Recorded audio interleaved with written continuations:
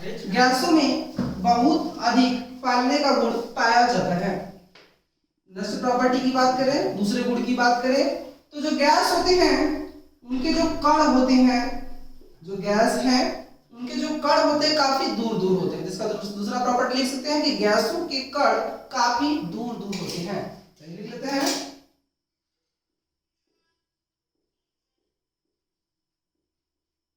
कण ठोस व द्रव की अपेक्षा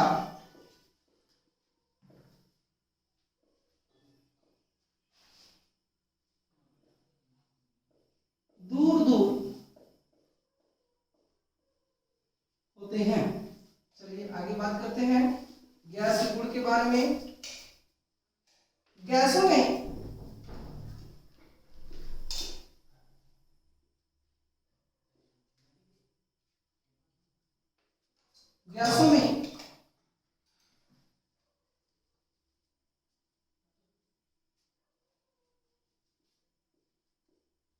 गैसों में जो कण उपस्थित होते हैं,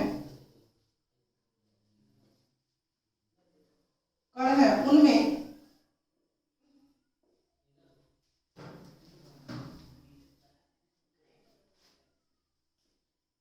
अनियमित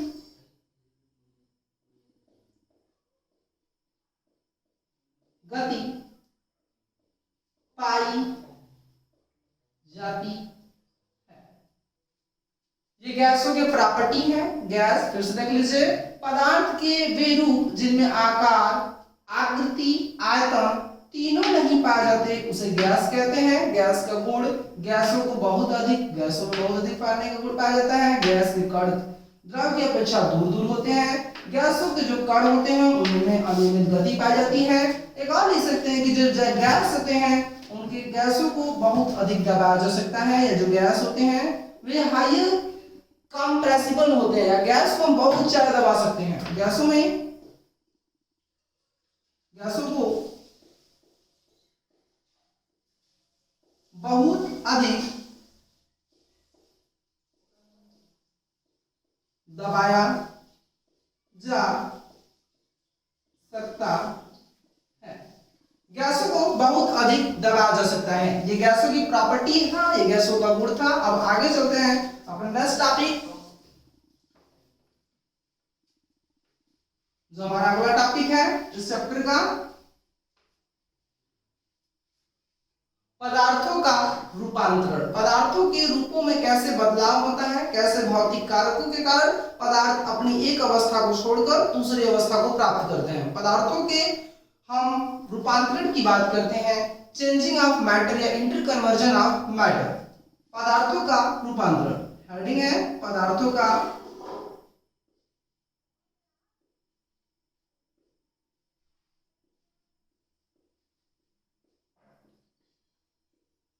रूपांतरण। पदार्थों का रूपांतरण में होता है, पदार्थों में जब कोई भौतिक कारक लगाते हैं या कोई कारक लगाते हैं तो पदार्थ अपनी एक अवस्था को छोड़कर दूसरी अवस्था को ग्रहण कर लेता है, जिसे पदार्थों का रूपांतरण कहते हैं। आज समझेंगे पदार्थों के रूपांतरण के बारे में। देखिए, ठोस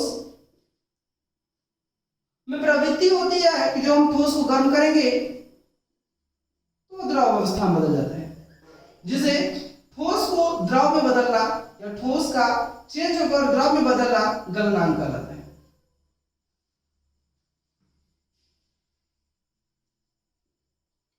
ठोस को जब हम हीट करते हैं तो अपने अवस्था सॉलिड स्टेट को छोड़कर वो लिक्विड स्टेट या द्रव में चेंज हो जाता है, जिसे गलनांक कहते हैं। यह पदार्थ के रूपांतरण का एक टॉपिक है। चलिए देखते हैं। अब जो द्रव होता है इसको अगर हम दोबारा गर्म करते हैं, हाईली गर्म करते हैं, तो ये गैस में चेंज हो जाता है। और द्रव के पदार्थों का या द्रव रूपों का गैस में चेंज होना वाष्पन कहलाता है।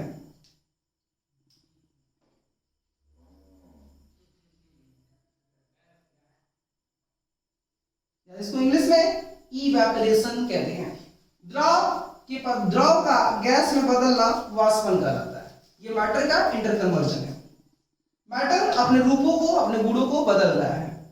चलिए देखते हैं, जो गैस है वो दोबारा से चेंज हो रहा है किसमें, ठोस में, जिसको दृढ़ीकरण या सोल्डिफिकेशन, इंग्लिश में सोल्डिफिकेशन कहा जाता है।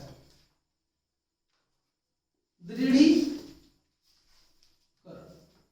गैसों का ठोस में बदलना दृढ़ीकरण कहलाता है। आगे चले, देखो जैसे साइकिल सीधा चली है वैसे साइकिल उल्टा चलाना है। चलिए देखिए, अब ठोस बिना द्रव में परिवर्तन के सीधा ठोस गैस में बदल जाता है और इस प्रक्रिया को हम लोग बोलते हैं ऊर्ध्वपातन। क्या बोलते हैं? ऊर्ध्वपातन।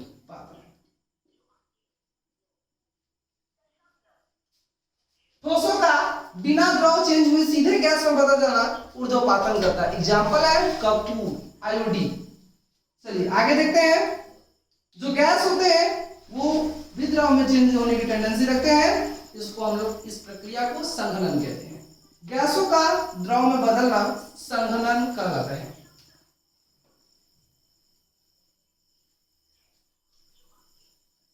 इंटरकन्वर्जन के सारे टॉपिक को मेजर किया गया है इसमें। आप लोग चाहेंगे तो एक ही पॉइंट में या एक ही टॉपिक में आप सारे इंटरकन्वर्जन को समझ सकते हैं। चलिए देखिए, द्रव भी ठोस में बदल सकता है। आप पानी ले लीजिए, उसको फ्रिज कर दीजिए, आप फ्रिज में रख दीजिए, वो तुरंत पानी जो है बर्फ में चेंज हो जाएगा, जिसको हम लोग बोलते हैं हिमीकरण। ठोसों का द्रव में चेंज, द्रव का ठोसों में चेंज होना हिमीकरण या हिमांक कहलाता है। हिमीकरण। चलिए एक टॉपिक पदार्थों के इंटरकन्वर्जन को दोबारा समझ लेते हैं। देखिए, इनमें इंटरकन्वर्जन का मतलब होता है पदार्थ का पुनः चक्रण। आप चाहेंगे तो ठोस को द्रव में बदल लेंगे, द्रव को ठोस में बदल लेंगे, चाहेंगे तो द्रव को गैस में बदल लेंगे, गैस को दोबारा से द्रव में बदल लेंगे। इनमें जो इंटरकन्वर्जन है, ये जो प्रक्रिया एक साइकिल चल रही है, इसी को बोलते हैं पदार्थों का रूपांतरण। फिर से समझेंगे पदार्थों के रूपांतरण को।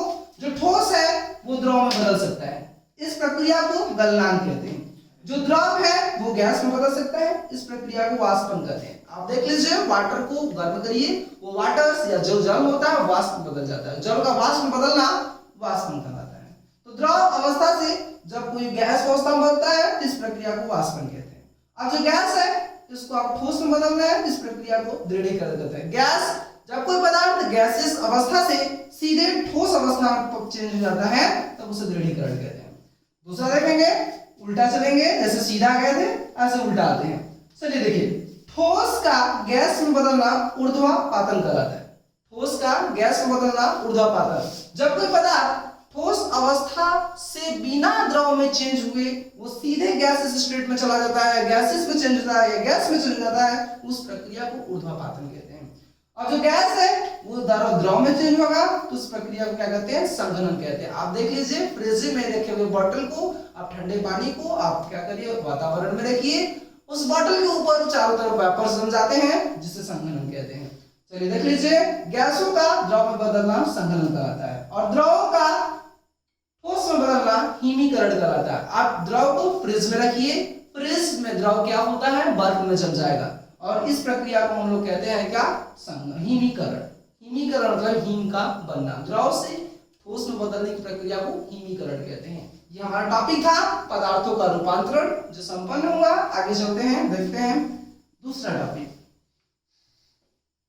ताप का रूपांतरण। ये हमारे वीडियो का सबसे लास्ट टॉपिक या मैटर और सराउंडिंग का सबसे लास्ट टॉपिक है, जो है ताप का रूपांतरण।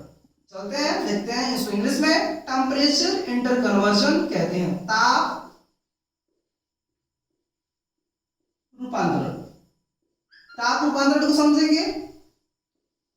ताप के लिए अलग अलग वैज्ञानिकों ने अलग अलग पैमाना दिया है, जिसमें हम तापों को एक पैमाने से दूसरे पैमाने में बदल सकते हैं। ताप के मानों को एक पैमाने से दूसरे पैमाने में बदलने को ही ताप का रूपांतरण कहते हैं। जैसे आप क्या कर सकते हैं, सेल्सियस को, जिसे सी से रिप्रेजेंट करते हैं, सेल्सियस के पैमाने को आप फ़ारेनहाइट में चेंज कर सकते हैं।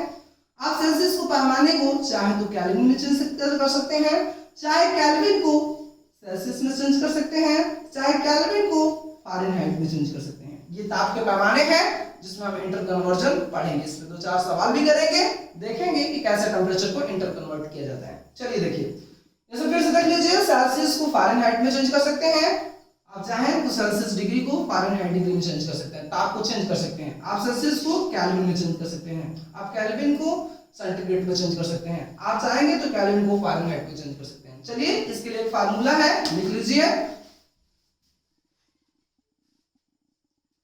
C/5 F -32/9, ये इंटर कन्वर्जन का आप क्या कर सकते हैं, इंटर कन्वर्ट कर सकते हैं सेंटीग्रेड को फ़ारेनहाइट में चेंज करने के लिए, ये फार्मूला है। दूसरा फार्मूला आप केल्विन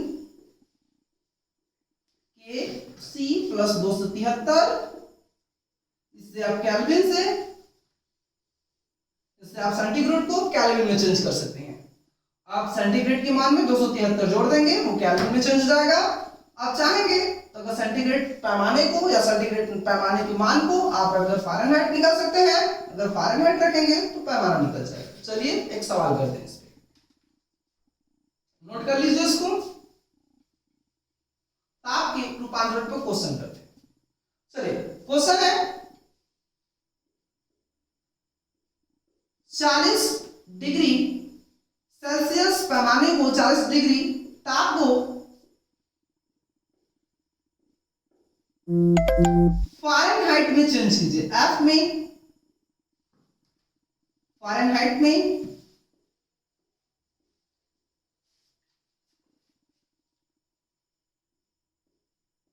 देखिए 40 डिग्री सेंटीग्रेड ताप को फ़ारेनहाइट में बदलो कि 40 डिग्री सेंटीग्रेड ताप का फ़ारेनहाइट पे क्या मान होगा।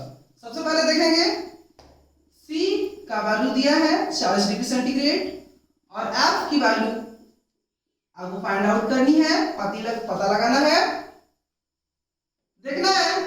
F -32/9, ये हमारा फार्मूला है। C = C/5, ये मेरा फार्मूला है। इसी से आप क्या कर सकते हैं, फ़ारेनहाइट का मान निकाल सकते हैं। आप फ़ारेनहाइट निकालना है तो उसके लिए आप C का वैल्यू यहाँ पे रखेंगे, रख के देख लीजिए बाबू। C की वैल्यू 40 सेल्सियस/5 F -32/9। आप क्या करेंगे, इस पूरे को उठा के इसके साथ मल्टीप्लाई में करेंगे, इस पूरे को उठा के इसके साथ मल्टीप्लाई में कर लीजिए।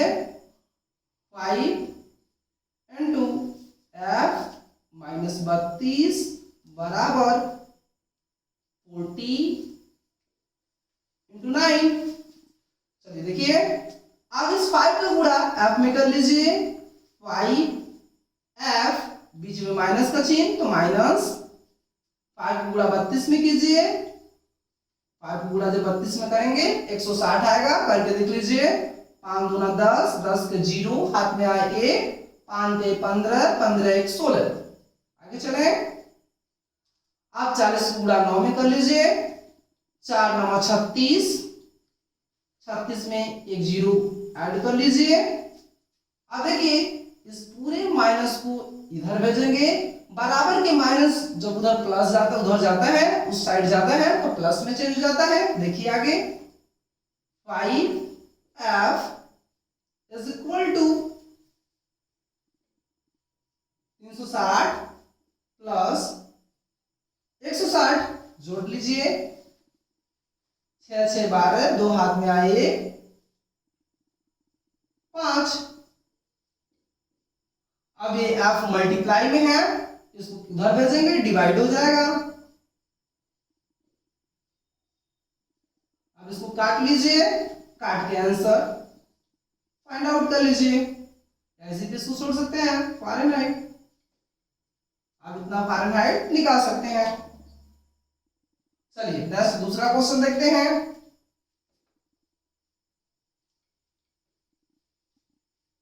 अब इसको आगे हल कर लीजिएगा।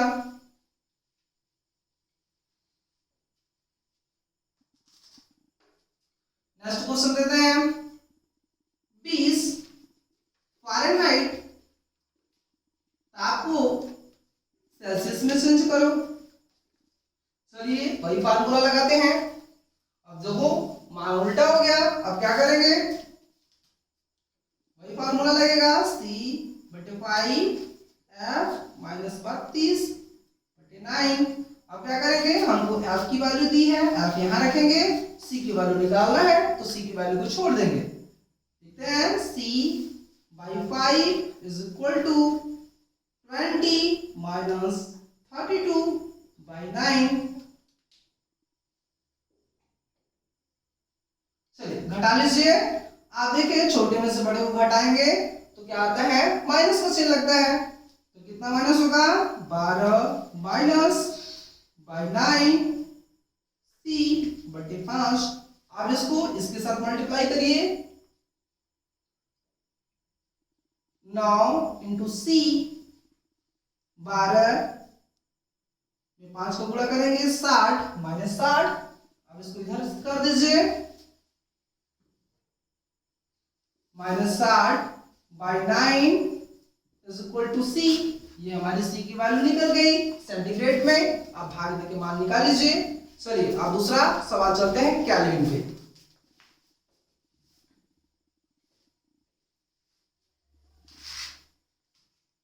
चलिए मान दिया 27 डिग्री सेंटीग्रेड को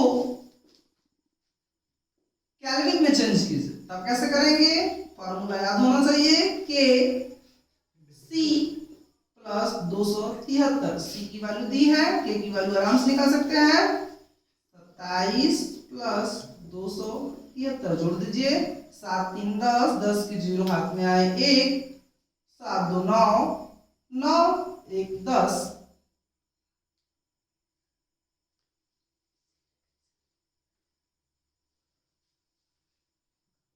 थोड़ा सा मिस्टेक हो गया, इसको इसके साथ जोड़ेंगे, 7 3 10, 10 के 0 हाथ में आए 1, इसको इसके साथ जोड़ेंगे, 7 2 9, 9 1 10, 10 के 0 हाथ में आए 1। अब इसको देखेंगे 2 1 3, 300 केल्विन। के का मान निकल गया 300 केल्विन। अब इसी तरह से सारे मानों को निकाल सकते हैं। केमिस्ट्री का फर्स्ट चैप्टर था मैटर और सराउंडिंग, जो कंप्लीट हुआ। मिलेंगे अपने नेक्स्ट वीडियो में, तब के लिए थैंक यू। देखते रहिए पंख स्टडी।